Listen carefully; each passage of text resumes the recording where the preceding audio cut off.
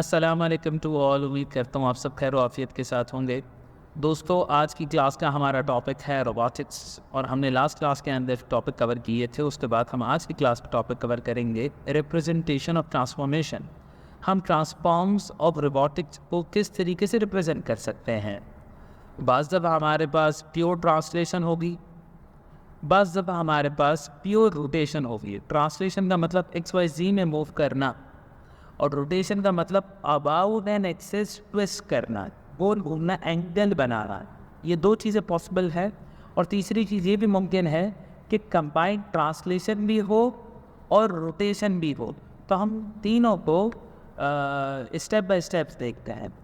जैसे कि आपके पास एक प्योर ट्रांसलेशन की अगर हम बात करें, representation of the pure translation, तो हमारे पास ये मैट्रिक्स है। इस मैट्रिक्स के अंदर ये वाला जो लास्ट कॉलम होता है वो ट्रांसलेशन को रिप्रेजेंट करता है, जैसे कि dx, dy, dz, यानी डिस्टेंस x, y, z के अंदर इतना कवर हुआ और कोई रोटेशन नहीं हुई है। तो जब रोटेशन नहीं होती तब यहाँ पे डायगोनल में 1 लिखा जाता है और बाकी उसके ऊपर और उसके नीचे ज़ीरोस लिखा हुआ होता है। और सिमिलरली लास्ट रॉ के अंदर 0 0 और 1, और ये जो 1 ही हमारे स्केलिंग फैक्टर को रिप्रेजेंट करता है।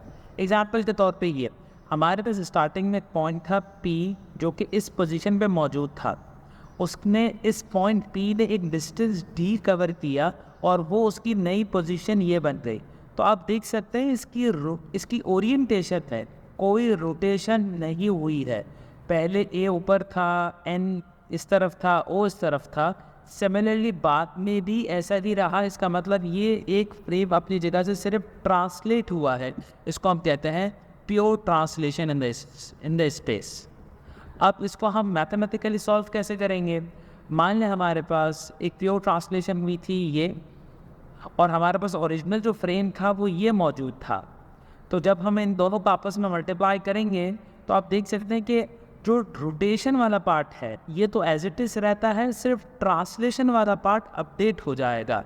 अपडेट से मेरा मतलब ये है कि px में dx ऐड हो जाएगा, py में dy ऐड हो जाएगा, z में z कोऑर्डिनेट ऐड हो जाएंगे। तो ये हमारे पास नया एक्सिस बन जाएगा जिसको हम कहते हैं f न्यू। यानी f new is equal to translation multiply कर दीजिएगा f ओल्ड के अंदर।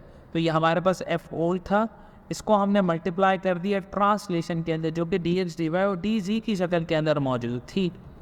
अब एग्जाम्पल के तौर पर हम ये करते हैं कि हमारे पास एक फ्रेम मौजूद है, उस फ्रेम को हमें ट्रांसलेट करना है कितना, y एक्सिस पे 10 यूनिट एंड z एक्सिस पे 5 यूनिट।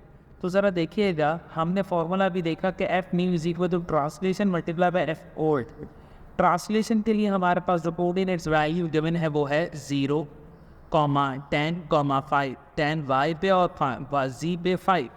इसको मल्टीप्लाई कर देंगे हम f ओल्ड के साथ, तो हमारे पास ये नए कोऑर्डिनेट्स बन गए और ये हमारे पास f ओल्ड जो कि ऑलरेडी गिवन था। हमने जो ऊपर रूल पढ़ा उस रूल के हिसाब से क्या था कि सिर्फ ट्रांसलेशन के कोऑर्डिनेट आपस में ऐड होंगे। यानी ये 0 इस 5 से ऐड होगा, ये 10 इस 3 से ऐड हो जाएगा, तो ये बन जाएगा 13। 0 5 के अंदर ऐड हुआ था तो ये तो 5 ही बना।